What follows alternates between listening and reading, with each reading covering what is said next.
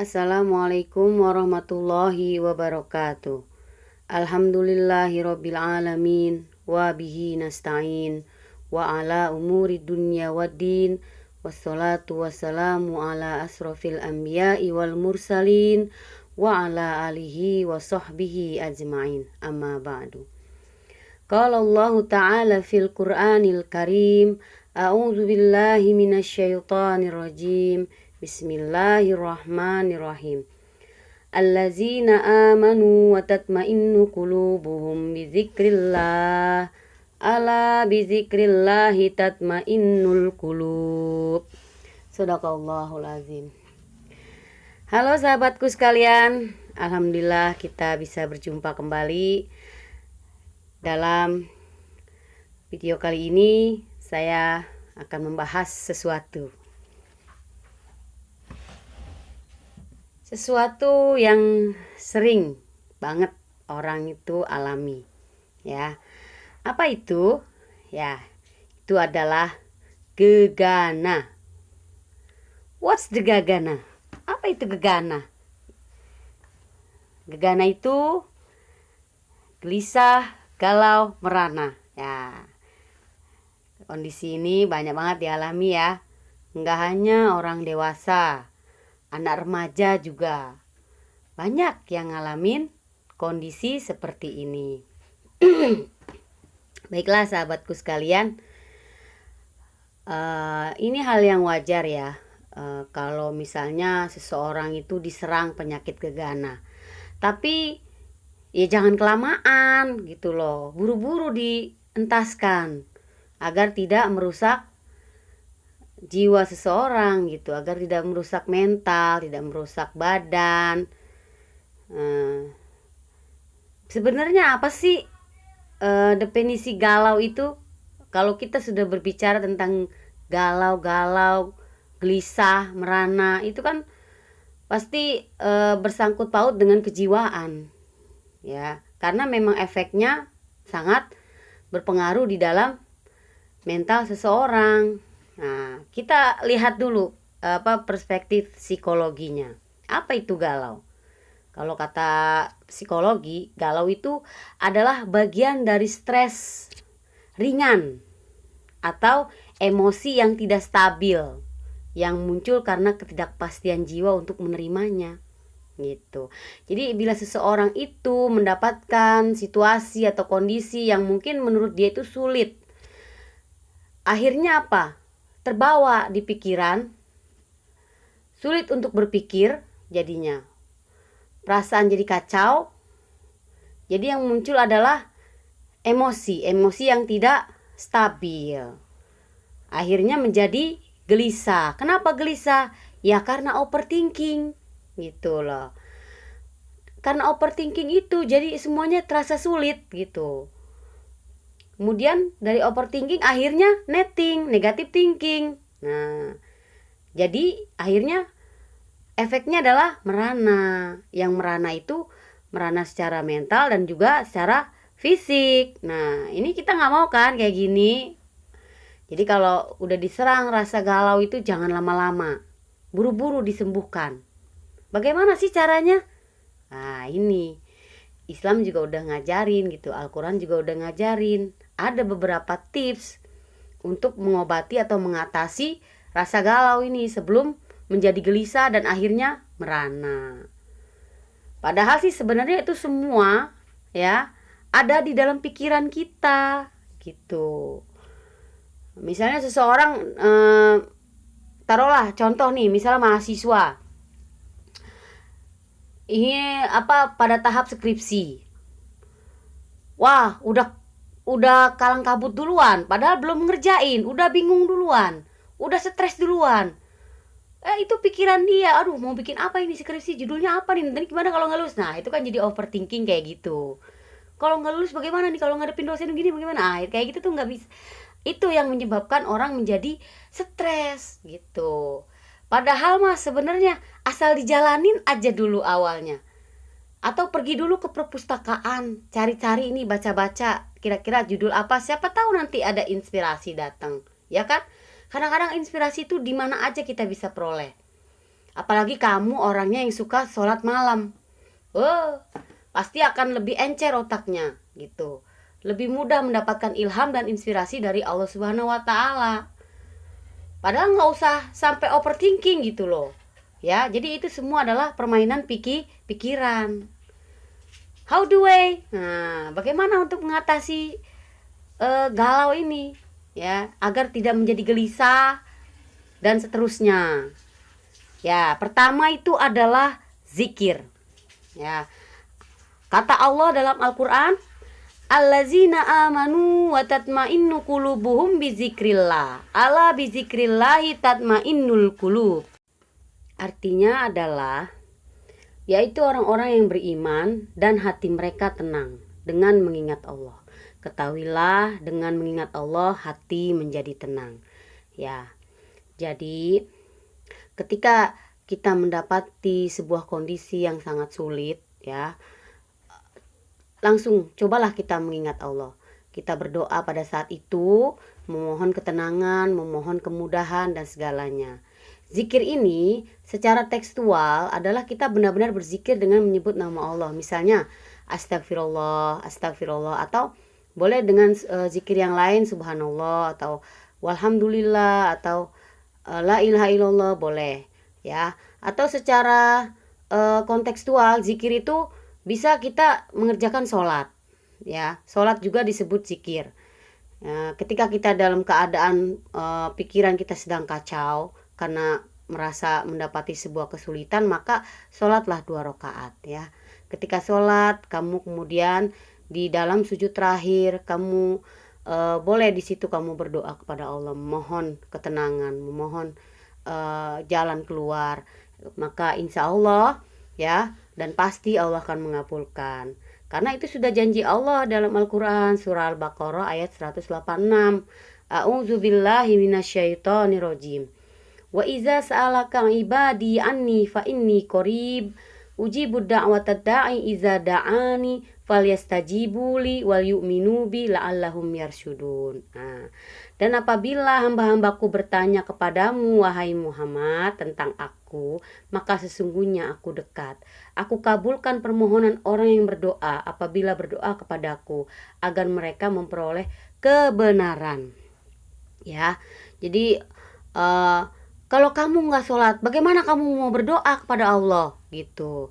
Kan diwajibkannya kita sholat 5 waktu agar kita bisa berkomunikasi kepada Allah, agar kita bisa lebih dekat lagi kepada Allah gitu. Dengan perasaan yang kita miliki, kita berdoa saat itu pasti Allah kabulkan. Ini adalah janji Allah, ya. Dengan cara apa? Ya, Allah pasti akan memberikan solusi, ya, solusi di dalam pikiran kita. Allah akan memberikan kemudahan kepada kita tentang kesulitan kita, seperti itu.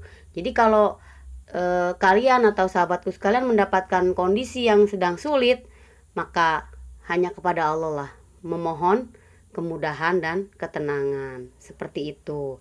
Lalu yang kedua apa? Yang kedua adalah membaca Al-Quran, ya. Dengan membaca Al-Quran itu pasti hati kita akan tenang. A'udzubillahi minasyaitonirrajim wa nunazzilu minal qur'ani ma huwa syifa wa rahmatul lil mu'minin wa la yaziduz zalimina illa khosara. Ya, jadi anjuran atau tips yang Al-Quran berikan ketika kita dalam keadaan pikiran tidak tenang, kacau, hati tidak tenang, gelisah, maka bacalah Al-Quran. Karena Al-Quran itu adalah penyembuh, ya, asyifa, penyembuh. Dan Al-Quran itu rahmat bagi semua orang beriman gitu, orang mukmin. Al-Quran itu rahmat, artinya apa? Jadi ketika kita membaca Al-Quran, disitulah kasih sayang Allah kepada kita akan hadir gitu. Dan juga Al-Quran itu memberikan ketenangan. Jadi menurut ada penelitian, ya, ada sebuah penelitian, ya, dari kajian Dr. Adri Abdurrahman. Dia itu meneliti gelombang intonasi Al-Quran itu memiliki gelombang relaksasi yang paling baik daripada gelombang-gelombang suara-suara yang lain, atau sekalipun itu musik-musik orkestra yang merdu sekalipun, itu masih lebih baik Al-Qur'an. Seperti itu. Makanya kalau kalian itu belum bisa membaca Al-Qur'an, cobalah belajar membaca Al-Qur'an ya. Mungkin kalau bagi orang yang sudah tua malu belajar, jangan malu belajar. Belajar itu sampai mati loh, kata Rasulullah ya. Belajar itu dari lahir, minal mahdi ilal lahdi, dari lahir sampai meninggal kita itu belajar. Rugi kalau selama hidup nggak bisa baca Quran, nggak kenal huruf hijaiyah. Coba bayangin ya kan. Walaupun sudah tua, belajar Al-Quran. Mau sama yang lebih muda kek, atau ada yang lebih tua, silahkan gitu. Yang penting ada kemauan untuk belajar. Karena kita hidup di dunia ini memang untuk belajar. Belajar apa? Belajar mengenal yang menciptakan kita. Ya bukan makan, tidur, berak gitu, bukan. Ya, tapi belajar. Belajar untuk mengenal yang menciptakan kita, seperti itu. Nah, jadi gelombang dalam intonasi Al-Quran itu menurut Dr. Andri itu memiliki relaksasi yang paling baik. Ya, jadi kalau misalnya kalian belum bisa membaca Al-Quran, ya minimal dengarkan orang membaca Al-Quran. Ya, kalian misalnya punya HP nih, ada YouTube, kan YouTube banyak tuh tentang murotal Al-Quran, ya, boleh dengarkan itu. Atau sambil belajar, banyak kan YouTube cara-cara membaca Al-Quran, bisa buka YouTube, belajar online. Kalau kamu malu belajar sama orang, bisa belajar online gitu ya. Jadi yang pertama tadi tipsnya adalah zikir. Zikir itu bisa kita berzikir secara membaca istighfar, tasbih, tahlil, tahmid boleh, ataupun kita sholat ya. Sholat sunnah 2 rakaat untuk menghilangkan kegalauan, seperti itu. Nah, di dalam sholat berdoalah kepada Allah, minta ketenangan, minta kemudahan dan jalan keluar. Ya pasti Allah akan mengutus para malaikatnya untuk membantu hambanya, seperti itu. Ya, kemudian yang ketiga itu adalah positive thinking. Nah, ini sangat penting pertama kali ya, ketika kita mendapati suatu kesulitan. Kesulitan pun macam-macam. Bisa kesulitan masalah ekonomi, bisa masalah percintaan, bisa juga masalah sosial. Nah, itu semua pasti ada. Mendapati sebuah kesulitan itu pasti ada ya. Kesulitan apapun macamnya. Ya, di situ kita harus positive thinking. Ya, jika kita mendapati kesulitan, cobalah berusaha dan upayakan positive thinking. Karena apa? Karena kalau negative thinking atau suudzon itu sudah pasti salah. Kalau kita suudzon sama seseorang itu sudah pasti salah. Nah, kata Allah dalam Al-Quran, surah Al-Hujurat ayat 12, A'udzubillahi minasyaitonirrojim. Ya ayyuhallazina amanu jtanibu katsiran minaz-zonni. Inna ba'daz-zonni ismun. Tuh ya. Hai orang-orang beriman, jauhilah oleh kamu itu buruk sangka, ya. Karena apa? Inna ba'daz-zonni ismun. Karena prasangka itu dosa. Ya. Misalnya contoh nih, prasangka yang sering banget orang itu baru ngelihat orangnya nih berpakaiannya seperti ini, kita udah buruk sangka gitu. Itu dosa, nggak boleh, karena belum tentu seorang berpakaian begini orangnya begitu, belum tentu juga ya. Atau orangnya kelihatannya A, terus kita berburuk sangka B, ya belum tentu juga gitu ya. Karena banyak kok orang karakternya itu justru berbeda dengan penampilannya gitu ya. Jadi kita nggak boleh berburuk sangka, karena berburuk sangka itu dosa. Positive thinking aja. Kalaupun nanti memang ternyata ketika kita dalam keadaan positive thinking terus ternyata orang itu jahat, maka Allah lah yang akan bertindak. Allah lah yang akan melindungi kita karena kita sudah berpositive thinking. Kalau kita dalam kesulitan, kita berupaya untuk berpositive thinking, maka yang muncul dalam diri kita itu adalah energi positif. gitu. Karena setiap energi positif itu akan menarik hal-hal yang positif. Itu teorinya seperti itu. Ya, kata Rasulullah juga dari Abu Hurairah, beliau mengatakan hindarilah prasangka karena prasangka itu berita yang paling bohong, ya. Jadi berusahalah ya agar kita selalu positive thinking dalam kesulitan apapun, baik itu kesulitan ekonomi, kesulitan dalam percintaan, kesulitan dalam masalah sosial, ya. Cobalah selalu kita berpositive thinking, ya. Jauhilah buruk sangka karena pasti buruk sangka itu salah.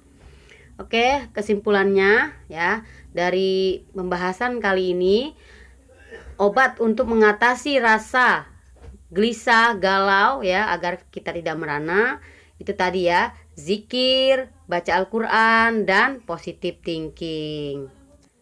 Oke, sahabatku sekalian, demikianlah pembahasan kali ini. Terima kasih sudah menyimak, semoga bermanfaat. Kurang lebihnya mohon maaf. Sebaik-baiknya ilmu pengetahuan hanya milik Allah semata. Terima kasih yang sudah support dan semoga yang baru datang mohon support ya. Subscribe, like, dan share jika kalian suka. Kalau ingin membahas sesuatu yang lain silakan di komentar ditulis. Oke, terima kasih. Wassalamualaikum warahmatullahi wabarakatuh.